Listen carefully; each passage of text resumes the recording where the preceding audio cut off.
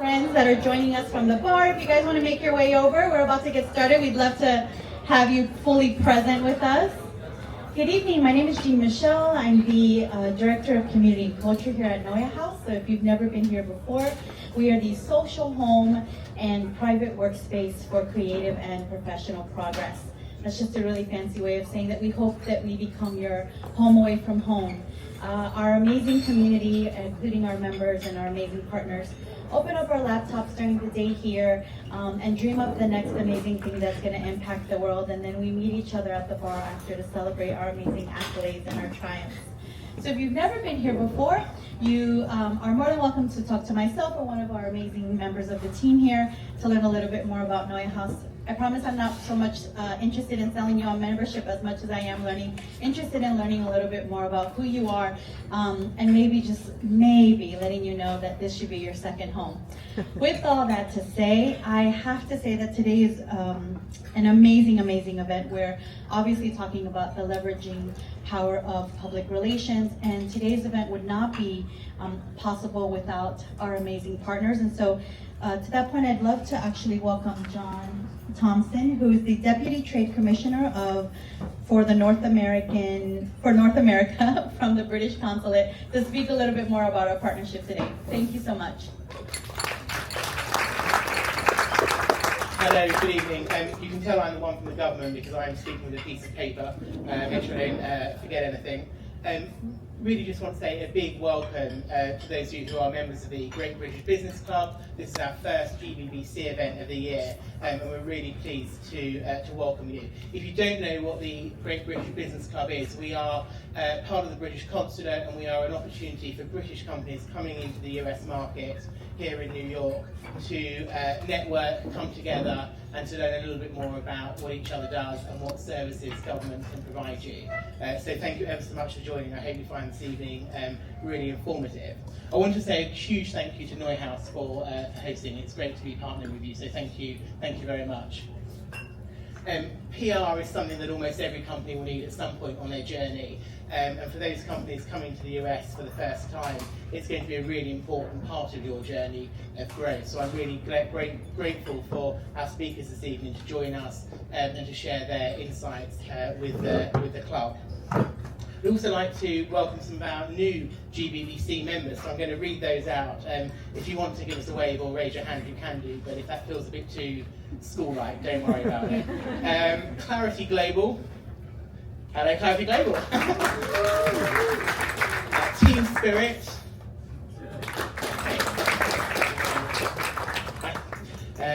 Journey Further. 7 Legal, and the Information Lab. So a huge welcome to new members of the Great British Business Club. I also want to say a very quick thank you, but a really important thank you to William Grant and Sons, who have kindly donated the cocktail this evening. And if you enjoyed your cocktail, the recipe for it will be in the next GBBC newsletter. So if you were tempted to put it in your junk folder, then there's a reason not to. So worth reading. So just a quick word on what we do here, what the British government is doing here in New York and across the US. We're really interested in helping UK companies to come to markets like the US and Canada and to succeed and thrive in these fantastic opportunities that places like New York offer. And so we are wanting to connect people, to use our convening power to ensure that British businesses thrive. And for any of you working for or leading American businesses, we're also interested in American businesses coming to the UK and thriving there as well. So do speak to me or speak to Julie or one of the team if you are interested in hearing a little bit more about what the UK government is doing here in New York. We'll be happy to share any of that information. I also want to say a really big thank you to some of the partners that are here this evening. We've got the British American Business Association who are here. They're a fantastic organisation we work really closely with, and also the St George's Society of New York, who offer fantastic networking opportunities. So do look those up and make those connections. Finally, if you do want to join the Great British Business Club, then again, speak to me or speak to Julie and we'll be happy to connect you. But I will stop talking there and let you get on with the main and most enjoyable part of the evening. You are part of the amazing weekend. Thank you so much. And now, without further ado, I'd love to turn it over to an amazing trailblazer and one of my personal PR icons. Ladies and gentlemen, the founder of My Young Auntie, Oberon Sinclair. Hello. Welcome to the HP Source annual general meeting. Say who the Brits here, because that was actually a joke. Welcome today, ladies and gentlemen. Welcome to our panel discussion on navigating the transatlantic divide, promoting US brands in the US. Today we're privileged to share with 4 distinguished PR, actually 5 because I'm one too, who've mastered the art of bridging cultural, market and media differences to successfully launch and sustain British brands in the American market. Our panelists will delve into the unique challenges and opportunities of this endeavour, sharing their insights on adapting communication styles, leveraging the diverse US media landscape and aligning brand messaging to resonate with American consumers. Whether you're looking to expand your brand across the pond or simply curious about international PR strategies, this discussion promises to be both enlightening and engaging. So I'd like to introduce Claudia Moore,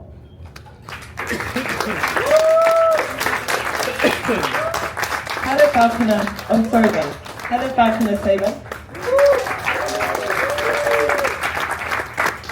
Paul Cohen, and Sabrina Mohan. I want them all to introduce themselves because I think they'll probably do a better job. So, let's start with you, Claudine. Hi, so good afternoon, good evening everybody. My name is Claudine Moore. I'm formerly the founder of Seymour Media International Public Relations. That was a PR agency that I founded and led for the best part of 12 years, focusing on UK, US and African markets. The agency was acquired by Allison Public Relations. They acquired my agency, clients, IP, team, etc. So I'm now the managing director of Allison PR, working out of New York and across the US and African markets. And she just got back from Rwanda and Rwanda and Kenya. So thank you, great to be here. Thank you. Heather. Hello, I'm Heather. I'm the founder and communications director of Falconer Agency. We specialise in supporting British brands with PR and sales strategy in the US market. Thank you. Paul. I'm Paul Cohen. I'm the North American CEO of Milk and Honey PR. Milk and Honey was founded 8 years ago in London. We started the US business 3 years and 17 days ago. Yeah, most of my career actually has been on multi-borders and multi-market accounts. I spent 4 years in China, 5 years in Brussels. So the cross-border engagements is kind of in my DNA. Very diverse. And lastly, Sabrina. Hi everyone, I'm Sabrina. I am the Events and Communications Manager at AutoGen AI. So anything to do with TikTok, Twitter, which is now X, LinkedIn, all of that stuff, that's my world. And I also lived in London for a few years, so I think I'm a little bit qualified to be here. I don't have the accent, but but yeah, so I like to say I'm a little British. But you did. You said you had a good British accent before, so we'll definitely include that. Cool. So yeah, anything social, that's kind of my jam. So if you have any questions, feel free to. Yeah, we'll have a Q&A at the end. And just lastly, I'm moderating, but started my agency, My Young Auntie, 28 years ago, focusing on fashion, music, art, and apparently kale. But we'll talk about that later. Okay, so we're going to kick off with the first question. With the US, what are the key differences between the PR landscapes in the UK and the US? And Heather, Claudine, and Paul are going to answer these questions. I would say to start, firstly, the size, obviously. Yeah. Because, I think initially, like some clients could say, we want to do PR in all of the US, and then not realising that actually the size of some states is the size of the UK. Well, the landscape is so different, being so tiny in the UK and then coming here with, all the different states. Yeah. How do you conquer that? So then I think it's then understanding what's the message that wants the the brand wants to get across. Right. And then ways of communicating that. So is it looking at LA? Is it looking at New York? Right. So really kind of honing in on the strategy. And then kind of even going into finer details, looking at the website. Is the website all of the languages English, British? And like is colour spelled correctly for the US? And is it all pound sign? So kind of looking at very simple measures and Right. And also the wittiness that Brits have and the irony, as Yeah. opposed to sort of like the force of being very direct here and not as direct in the UK. Would you say that? Or Claudine? Yeah, I also think it depends on whether you are really leaning into your Britishness as a brand, or if you are an organisation that just happens to have a founder or leaders of the organisation that are British, but that doesn't really have much to do with your business. So I think really understanding where you stand or sit in those two variables, and then yeah, absolutely, the size of the US media landscape is much broader, not just in sort of from a regional direct geographical perspective, but also from the perspective of having niche publications for almost every single industry. So we were talking earlier in the green room about you're a healthcare brand. Okay, you want to pitch to the healthcare reporter at the New York Times. Well, Healthcare Weekly might still be a great place to get coverage for your brand as well. So it's just understanding that you have top tier global, you have top tier regional, and you have niche publications for your sector, and they're all incredibly valuable. Just different messaging for each different title and vertical. Amazing. Paul? And the only thing I'd add to that is that I think in the UK, London is such the metropole for the PR industry, and it becomes very self-regarding. I think the PR trades carry more weight because everyone in the industry is all in the same town and reading them, whereas in the US, there really is no central area. New York is one of them, but so is Silicon Valley, and so is Austin, and so is Washington, and so is Atlanta, and Chicago, and LA, and wherever else. So it's just that whole, just the attitude within the industry, I think, is a little bit less, not the way of working, but the approach to PR is maybe a little less concentrated here in the US. Thank you. That's amazing, all of you. All right, next question. With brand positioning, what strategies have proven effective for positioning British brands uniquely in the US? What would you say, Paul? And I'll come back to you. I think the biggest thing is, are you presenting yourself as a British entity or as simply a global entity doing business in the US? And I think where success and failure get determined is really knowing that and being mindful and purposeful of how you enter the market.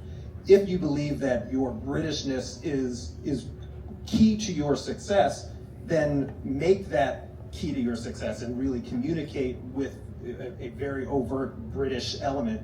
But if that's not the case, then you're, frankly, from my perspective and with my accent, much better perceived as being of this market. And that's where the C-O-L-O-R, not C-O-L-O-U-R, and the Z's, not Z's, and all of that stuff really matters. Having spokespeople with an accent closer to mine than some of theirs, even though theirs is a much, much better accent. I recognize that. But it may resonate and be more successful having someone who sounds even like me instead of these incredible accents. Good point, Paul. Yeah, I think that's an interesting point. I don't think it's as sort of, I think there's shades of grey within that, because certainly,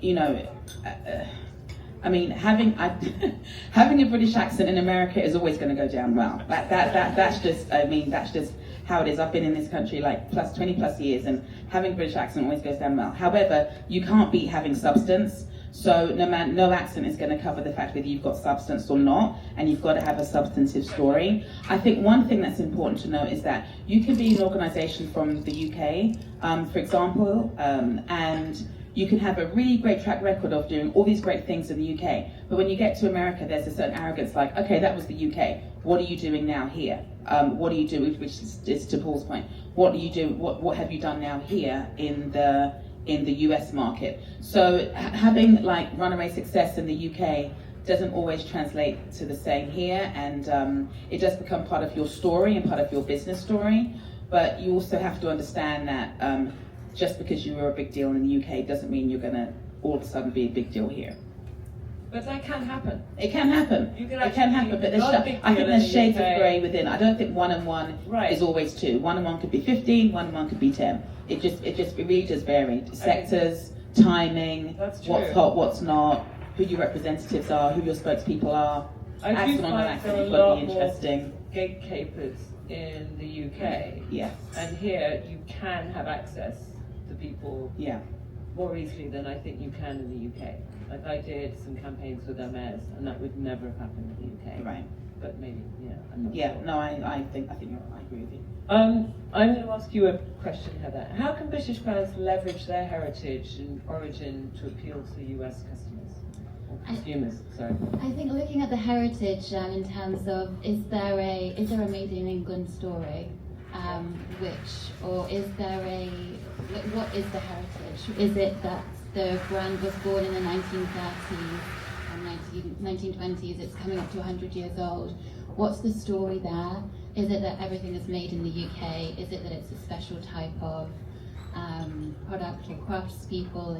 Is it where it's produced? Is it the Isle of Harris, for instance? Or so it's really, as we were talking before, about the storytelling around that. I think there's so many brands in the US. The US is so large, but the UK is comparatively quite small and has amazing craftspeople there, and which has been dying over the years. We used to produce a lot more, so really being able to talk about those stories is becoming more and more important. And I think also to add on to that is the Royal Warrant. So brands that have the Royal Warrant, some press know about this and are kind of very well versed, and others not so much, but being able to talk about that and essentially, which we've spoken about to certain presses, it's the original influencers. So being able to say that it's the royal family who are supporting a brand and actually buying into that brand, and it's everything from, I think, Heinz baked beans to Cadbury's. Yeah, Chocolate, Yeah. of course. yeah, Other, yeah. cars. Leather goods brands, car brands, liquor brands. Yeah, so being able to, and that's a whole story within itself. That's true. Thank you so much for that. What are some of the key media outlets and journalists in the US that British brands should target? And I just for all of you. Who wants to take the first dig at this one? Everyone's looking at me, so I think that really depends on your sector and the organisation and what is it you're trying to do. I think one thing that one has to always think about is to take a step back and don't just talk for talking's sake. Don't just reach out for reaching out's sake. Do you have a story? Do you have are you interesting? Just because you changed your name from A to B, that's super interesting to you, but the average reporter doesn't care that you changed your name, that you changed your logo, that you were pink and now you're brown. They don't really care about that. It's like, what does that mean for your brand? What does that mean for your audience? What does that mean for your stakeholders? What does that mean for your customers? So I think, thinking about what the story is, the US is a really incredibly crowded market, so you've got to be really interesting and try and tie, I hope this is answering your question, but try and tie into news cycles. This month is Pride, so if you've got a Pride story, a story that lends well to this month, then great. Really try and tie into the news stories, the news cycles, and the halo effect of interest in that. But I always think about the 3 T's, and the 3 T's are theme, tone, and timing. What is your theme? What are you talking about? What is the timing? Is now the right time to be talking about your particular story, event, initiative? Mm-hmm. And then number 3 is the tone. Thinking about your tone as you're communicating.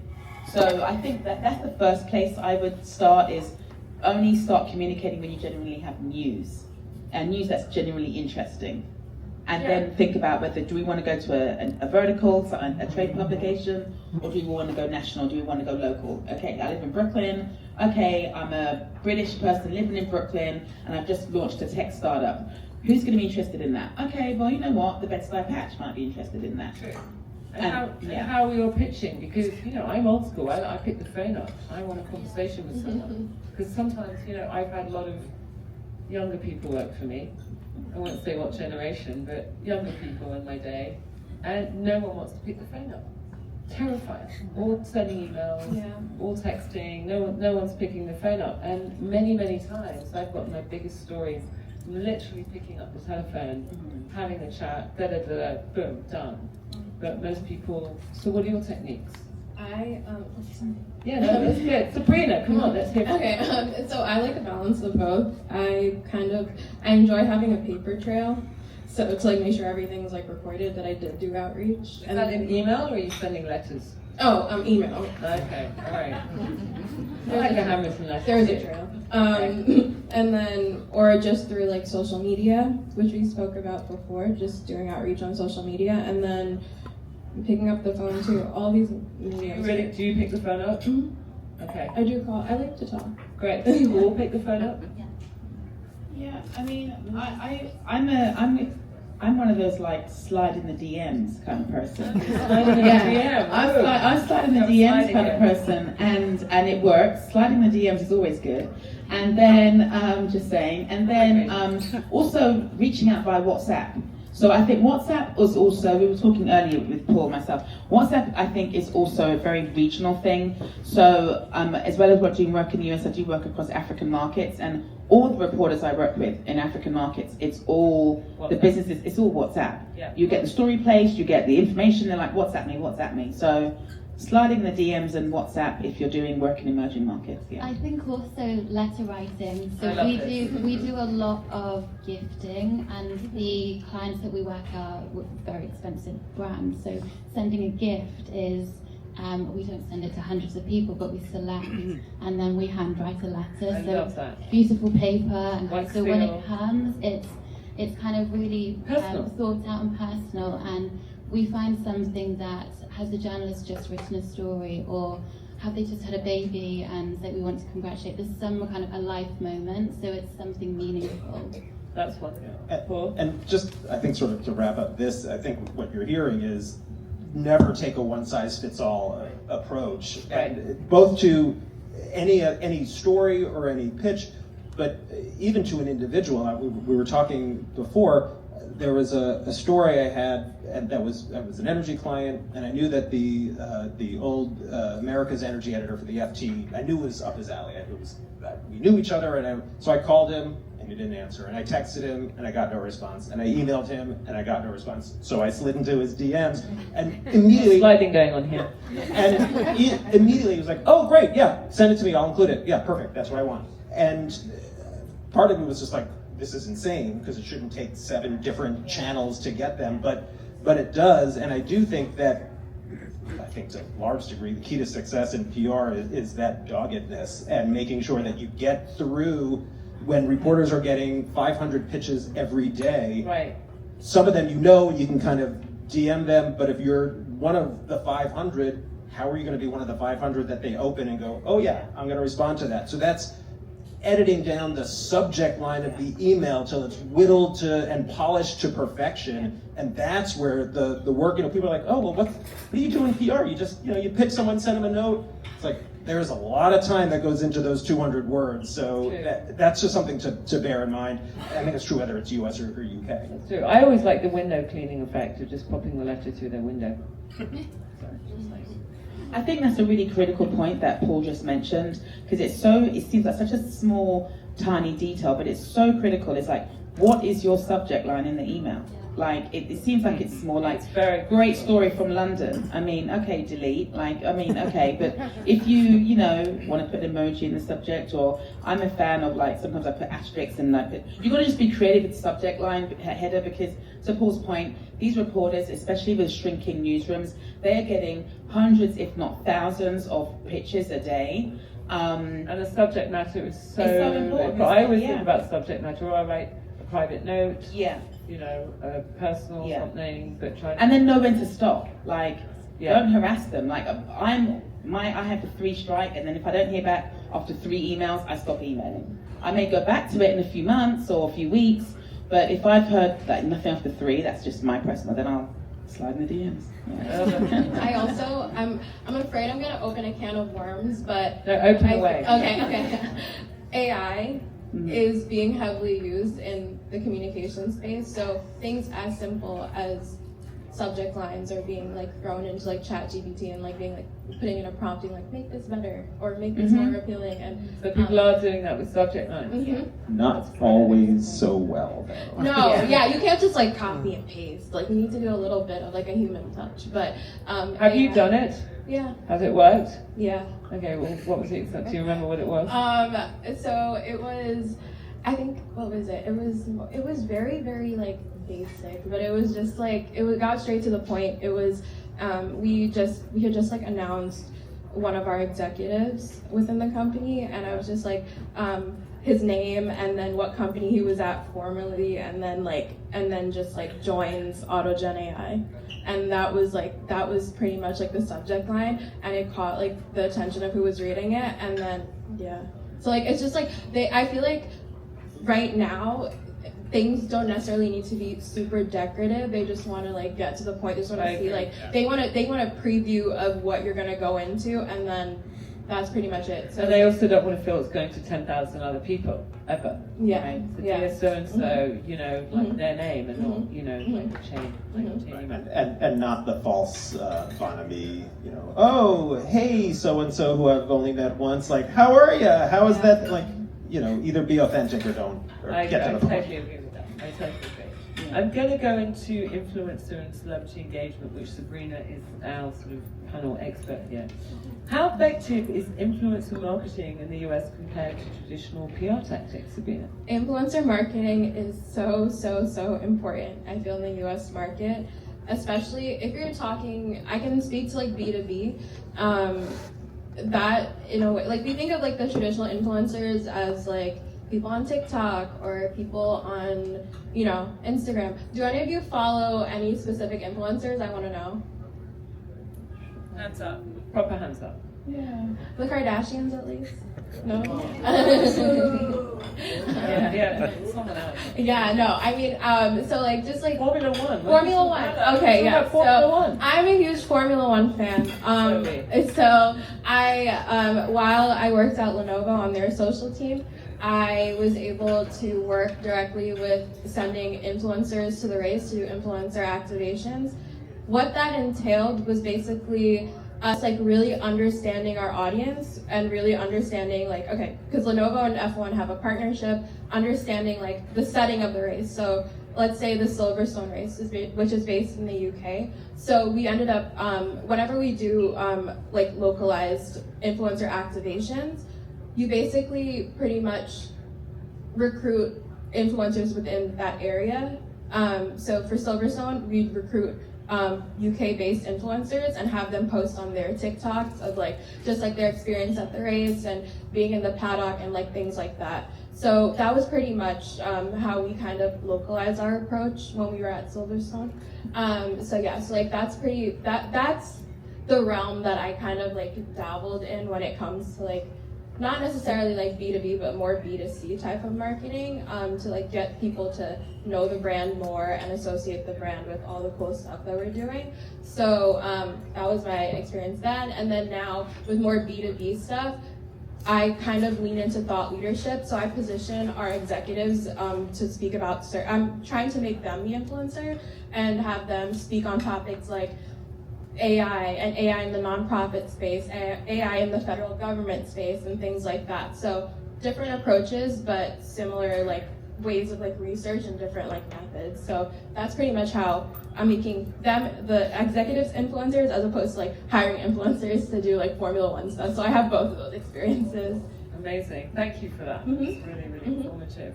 Because we don't have tons of time, I'm trying to get through every topic as quickly as possible so we get as much information. Press releasing and pitching. What are some of the best practices for crafting press releases that resonate with US journalists? All of you are going to take a stab at this one. Claudine? Yeah, I sometimes waver between for the press releases there versus it's alive and kicking. I mean, I don't know. I think sometimes when you write a press release, if you're sending it over the wire, then sure, you're going to write a press release. But often you write the press release, you send it to the reporter. I mean, I don't know, like you'll write a pitch email, keep it brief, make sure you're going to the right reporter, all of that sort of best practices. But then reporters don't want to read a lot, and a press release is minimum 400 or 500 words. They don't want to read 400 or 500 words. They'd rather, I think it's better to write a pitch email, have links in that pitch email to the relevant information, keep it short and sweet. Because invariably, if the reporter's interested, they'll then say to you, send us more information. And then when you send more information, you'll send a fact sheet, you'll send a blurb. But there is a place for the press release, unfortunately. I mean, I think of all of us on this stage, quote unquote, have been in PR a long time, and you never quite get away from having to write the dreaded press release. But unfortunately, I don't think it's like, you know, it's not always it depends what the news is what I would say. Depends what the news is. I feel like it's almost like when like there isn't a press release, then there's like the ask of the press release. It's like, okay. We use a system, we use MailChimp for our press releases. So then we can see all of the journalists that have opened. So what we generally do is do personal pitches to the journalists that we speak to on a regular basis or are very familiar with the brand, and then use MailChimp. And then that's great because we've built up the media lists for the brands over the years. And then there might be someone who we haven't been in touch with for a couple of years or has moved publications, or that then it's like we can see that they've maybe opened the email 5 times or 15 times, like, okay, there's something going on there. There's a call to outreach. But yeah, kind of feel like it's constantly there. Do we need to do the press release? But it's, yeah. I'm going to go against the grain on this one because we like a bit of, you know, back and forth. I don't love sending out press releases, and launched a brand 20-something years ago called Jack Spade, which was the male counterpart for Kate Spade. And when we launched Jack Spade, I didn't want to do a press release, even though it was a national brand. I put together a canvas wallet and filled it with stuff Jack would have in his wallet, and Jack was an imaginary person we made up, and filled it with stuff he had in his wallet with a piece of paper that said, "Where's Jack?" with dollar bills and just stuff this boy would have in his wallet, like stuff, boy stuff, and wrapped it in New York Observer paper and mailed it to all the press. And they were like, "Oh my God, I've got Jack's wallet." So that to me was more sort of being antagonistic, and that was I personally like that sort of punk approach to PR of, like, you know, not getting a piece of paper or something in the mail, but that works pretty well. But you know, everyone has different ways of doing things. But that was fun to do as well. I wonder if that would still work in today's landscape where you have so many freelance reporters working for multiple publications, so you don't really know where they are and what they're kind of covering. I mean, I did it 2 years ago with so that was recently, yeah, okay, that's interesting. I did Jack 20 years ago, and I did it a couple of years ago with a beauty and it was brand. still, yeah, that's interesting, yeah. Because I just feel there's so much mail, there's so much email. I think getting a gift or getting something that's slightly, what is this? Yeah. You know, not something that's sort of a box or something inside it with. I think also with the gifts and the postal mail, we'll send for some of the brands like Christmas cards or presents, and there was one influencer who, I mean, she actually emailed me to reply rather than letter, but she said, "Oh my gosh, like, thank you so much," and was so grateful because it doesn't receive anything through the mail. No one gets a letter with a stamp on it and a stamp post and a wax seal and something that's, like, you know, gone a little bit further. But you know, everything, if it's an electronic company or something completely different, it's different horses for different courses. Yeah, I think Sabrina, in terms of what you just mentioned, Sabrina can probably speak to, like, the whole notion of, like, the unboxing, which is the next layer of what you said in the gift, and it's like, okay, let's unbox it, which then becomes a social media piece. Like, yeah, that becomes the whole. We're gonna we'll send people items to just unbox, and we put paid sponsorship behind that post, so it becomes an ad. So that's kind of how that works. And then I don't know if any of you have even seen the Tarte trips, where it's like the Tarte makeup company, they send these people on these influencers on these lavish trips, and they just have to post about where they are the entire week, and that's how they do their marketing and their social strategy. So now it's like coming in the form of trips and excursions and things like that. And I totally agree with the horses for courses. And when we work with Lalo, which is a sex toy brand, we did a lot of boxing.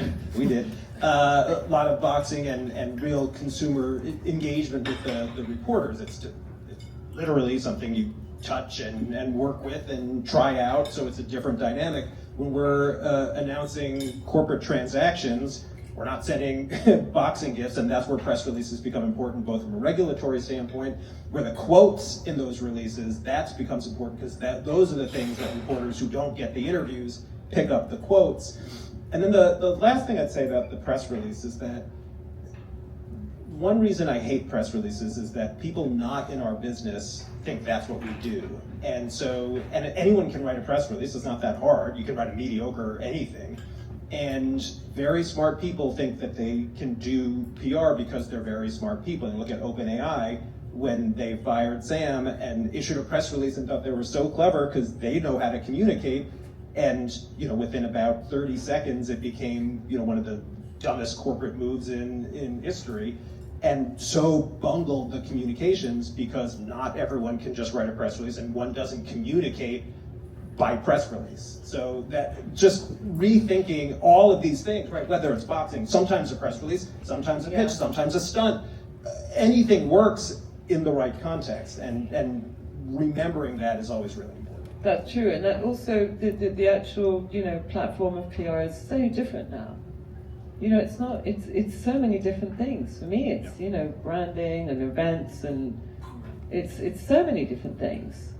How would you compare it from back in the day to now, all of you?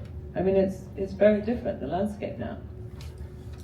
I think it's 360 now. It's like you say, it isn't just, whereas traditionally it would be print media or television. It's who is at the event, who the social media that comes from that event, print, online.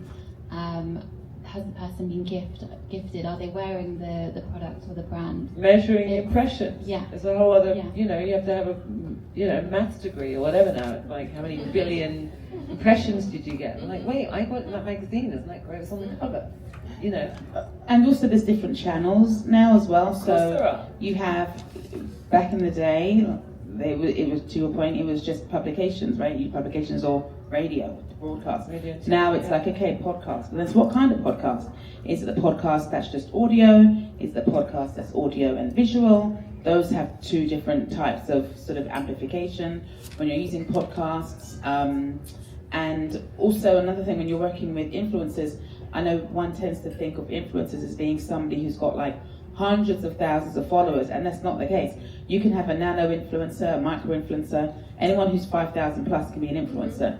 And you can have somebody who's got 5,000 followers versus somebody who's got 500,000, and the engagement on the 500,000 is way lower than the 5,000. So the 5,000 is actually way more valuable, and it's going to have much more of a call to action with the people who follow that 5,000 person 5,000.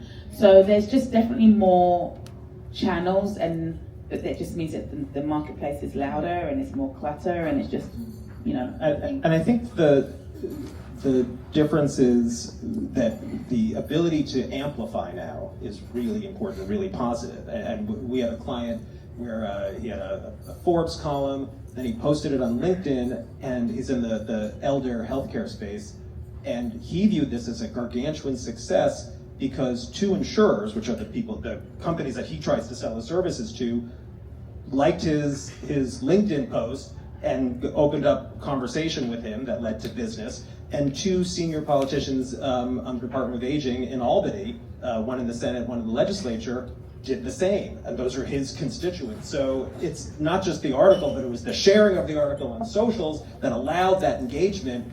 And again, PR is only successful if it drives business success. It's not an ego play, it's a business driver. And so when it drives business, it's successful. And just the last thing in terms of then to now, and then I had a whole head of hair, and Wait, what? I did, I know. But I think we've gone from a supply-centric communications environment back in the 90s to a demand-centric communication environment. So what I mean by that is, in a supply-centric communication environment, companies will determine when they issue a press release, I'll do an interview with you, but not with you, and I'm owning the dynamic. Now we're in a demand-centric communications environment where people are having conversations all around us, and it's up to us as communicators, as companies, as individuals, to jump in and join the slipstream of those conversations, lead them, drive them where you can, but it's entirely different, just communications landscape on every front. I totally agree with that. I think also it's understanding the KPIs and the business or the brand could be doing fantastic with sales, but then their branding is terrible, so it could be a brand positioning. So I think that it's figuring out, is it brand positioning or is it sales and new business, because that also is a very different outcomes as I well. agree with the branding as such a vital part of working on something. Yeah. And, you know, a lot of brands have come to me, and I'm sure all of you at some point, and they're just not that great. And you can come up with the coolest campaign, you can do and know the coolest editors and magazines, but you can't make people cool. No. You just can't. I'm sorry. You've got to have that to begin with. And there are great things you can do, but at the end of the day, people know what's great and what's not. But we are the messengers to a great degree. I think you can also become, you can become quite empowered in how you communicate, and you can become your own news bureau. So just let's take a platform such as LinkedIn. If you, I think they say if you don't have more than 15,000 connections on LinkedIn, you're not using it properly. That number could be higher, but it's something like that. And just using it as your own news bureau, and just saying every couple of weeks or every week, whatever the cadence is, you're going to share something on LinkedIn. It doesn't always have to be like, I won this award, but it could also just be the sharing of an article. This was really interesting but just constantly becoming, having a cadence of news on a platform like LinkedIn. It keeps your network aware of what you're doing, but also you can also connect with reporters on LinkedIn. And a lot of reporters will actually accept you on LinkedIn. So you're not pitching to them, but they're your connection on LinkedIn, and they will passively see your updates. I've had reporters reach out to me based on things that I put on my personal LinkedIn, especially when I had my own business. So really think about how you can become your own news bureau. Is actually quite a powerful way of just shaping your story when you don't have any major news, but you just have a steady drumbeat and a cadence of updates, which can be helpful. Yeah, I agree. I think tying back to the point about becoming a thought leader on LinkedIn, I think that's just like an easy, simple way to just give your input on different things. I know LinkedIn even has that capability now where you can collaborate on articles, so you can add your own thoughts to whatever prompt they give you, and that already gives you some visibility. So yeah, there's power in becoming an influencer yourself on LinkedIn. So yeah. Good point. Mm-hmm. I'm gonna end this, and then we're gonna open up to questions soon. The last question for all of you: what are the signs of successful long-term PR presence in the US market? What would you say the signs? What are the signs of a successful long PR presence in the UK market? What have been successful campaigns for you? What would you say? Heather?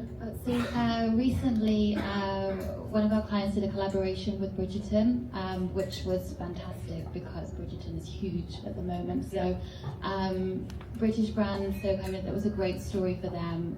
There was a selection press they knew over here, a great introduction to other media. Following on from that, it's opened doors with them in Bloomingdale's and Bergdorf Goodman, so that's been fantastic. I think I would say if there was a UK brand, collaborations can be very successful in the US. So say if it's a Netflix or a big brand that the UK, the US press may not have heard of, the smaller brand from the UK, partnering with a brand that the press and wider media would have heard of, both for exposure Also with costings like as well, the kind of it can really help drive PR power in the US, the collaborations. Those are great examples. Yeah, and then the example that I had, I didn't personally work on it, but I frequent Target, and they have some M&S products around Christmas time, so. We all just found this out in the green room, Claudine and I, you. and had all like, wait, what?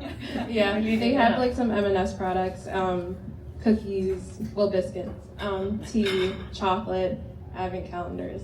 This is a plug for like Target, I guess. But M&S. yeah, so yeah, they had like a bunch of like M&S products. I was pleasantly surprised, so I think that was like a nice little touch that they had. And also, there's also this perception in the US that anything from the UK is just so novelty and like so respected. So whenever we see something like that, we get like very excited. I just want to say thank you to everyone for doing this. We have come to the end of our discussion. I'd like to open up for some questions, but before I do that, I'd like to thank Neuhaus, Julie Conroy, the Great British Business Club, and really all of you for showing up today.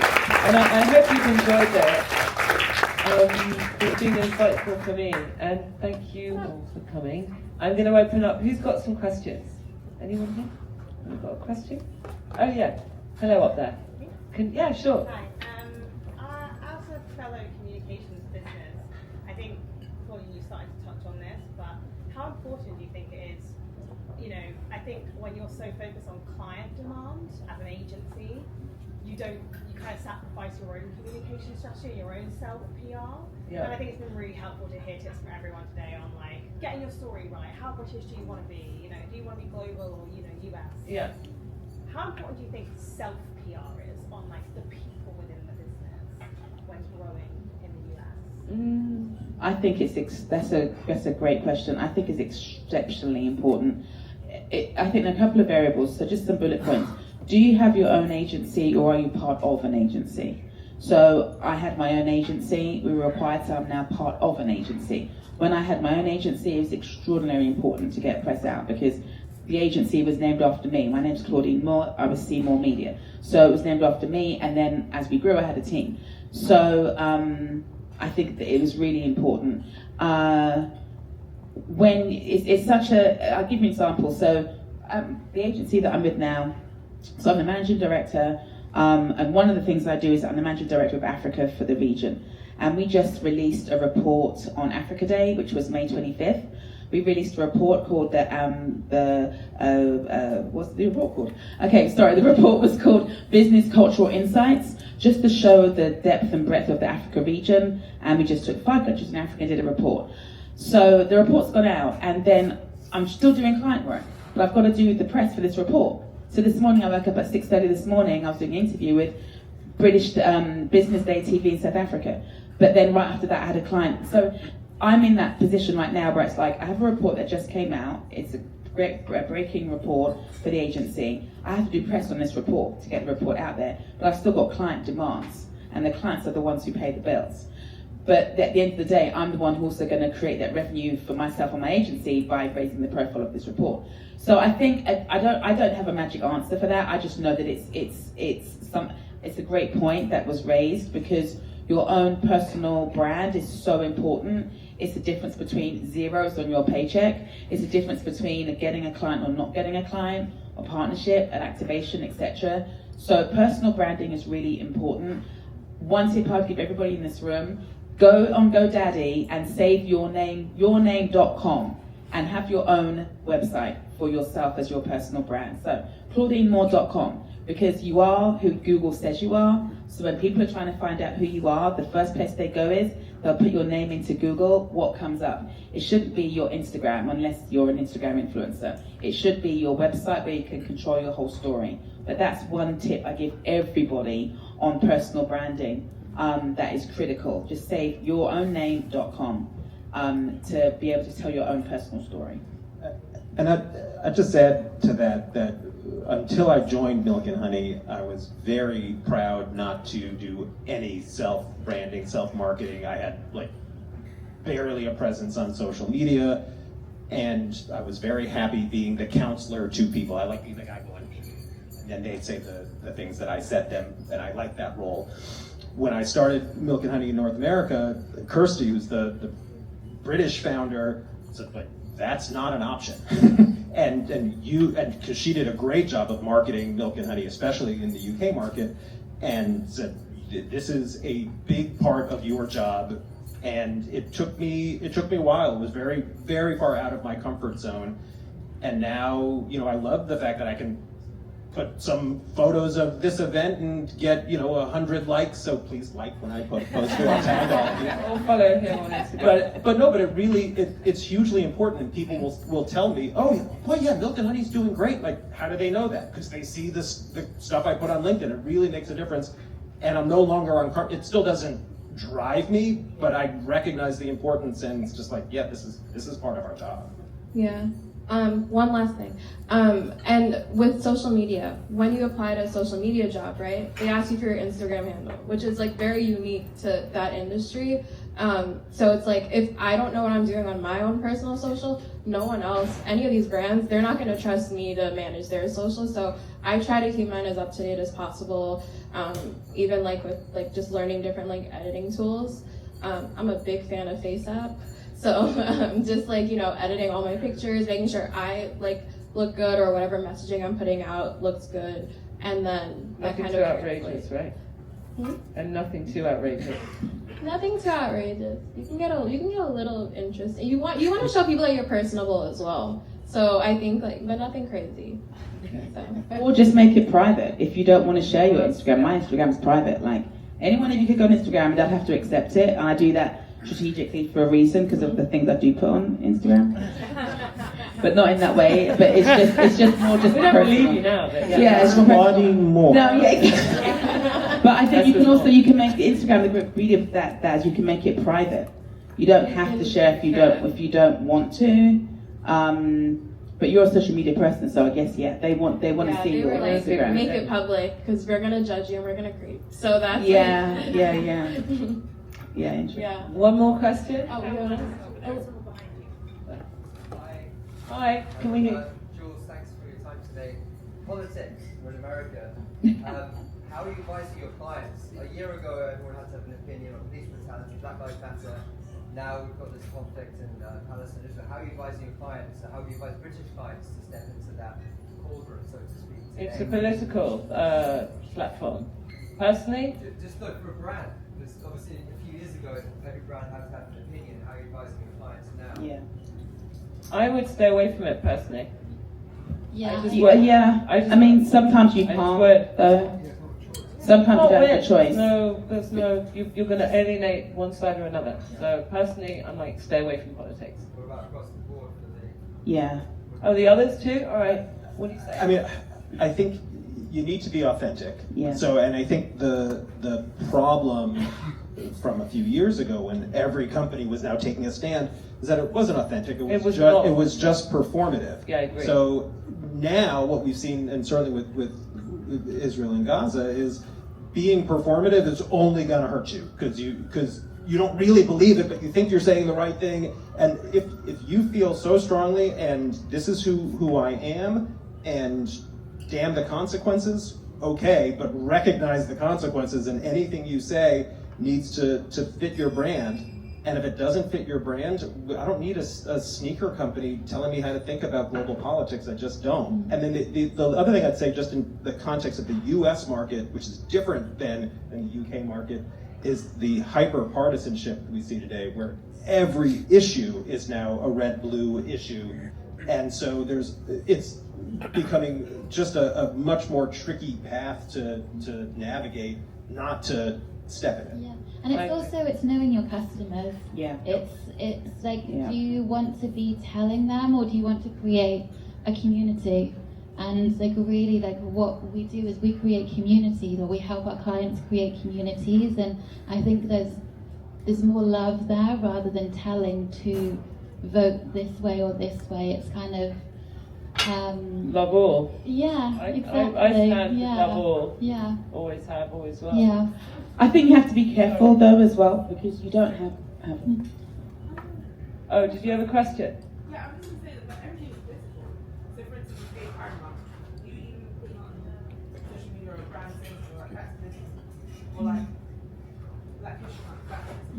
Yeah, but it's authentic if someone doesn't, they really, really want to do it, as opposed to a brand that's suddenly like, you've got some brand that makes no sense. They're like, hey, gay pride. And it's like, okay, I get it, but that doesn't feel authentic to me. Yeah. I'm Which is sorry, that's the but case of- I think that. And I'm like, I know when, personally, I know when something feels authentic, and when someone like Macy's is like, hey, I'm like, not Macy's, that's not a good example, but you know, some brand that you're like, oh, hey, they're just, everyone's jumping on a bandwagon, but you know it doesn't work.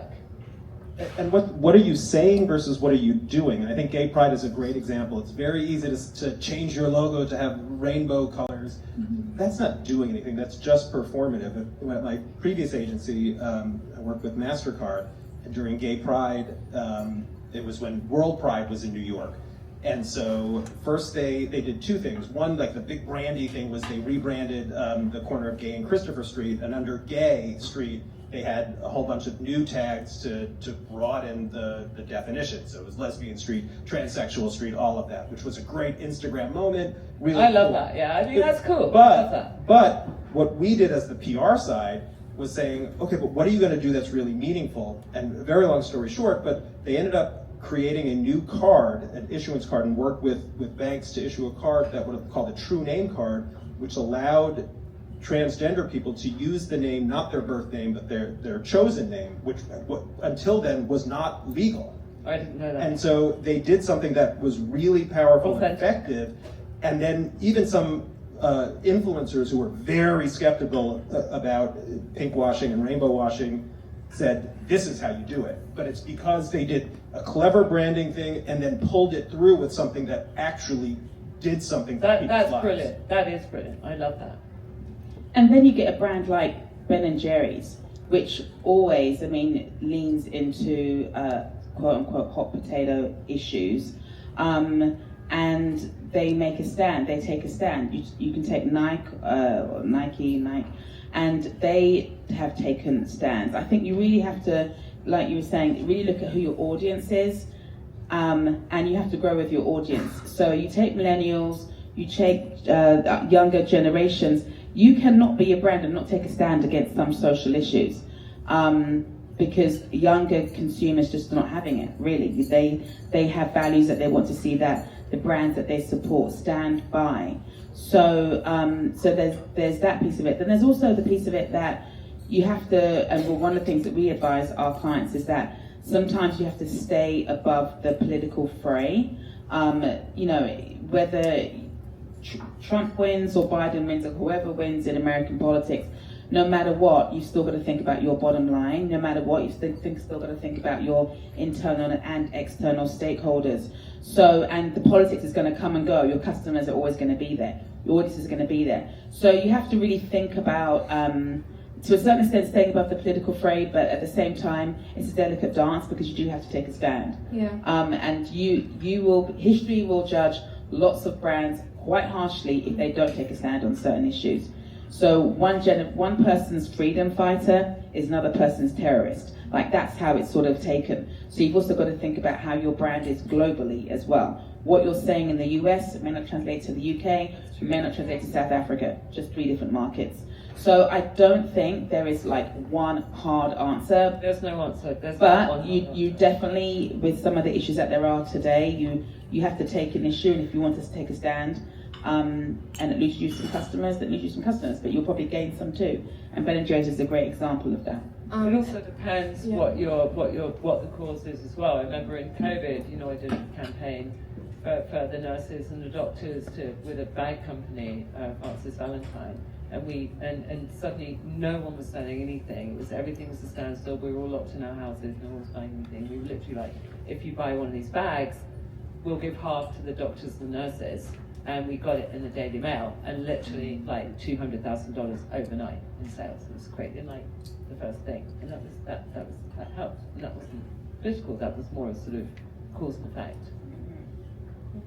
And then I think 2 weeks ago or so, I spoke to a completely different audience than this. I spoke to high school students about what I do for a living, for Career Day, and just sharing with them like what I do and their brand perception of just brands overall. That was a conversation that we had, and interestingly enough, they said that they were more inclined to buy in the future from brands that take a stance. So you're absolutely right. These companies will be judged in the future by the people who don't have buying power now, but will have buying power in the future. They will look back. Yeah. Interesting. Mhm. Thank you all for coming, and I hope you enjoyed our panel discussion, and enjoy your drinks.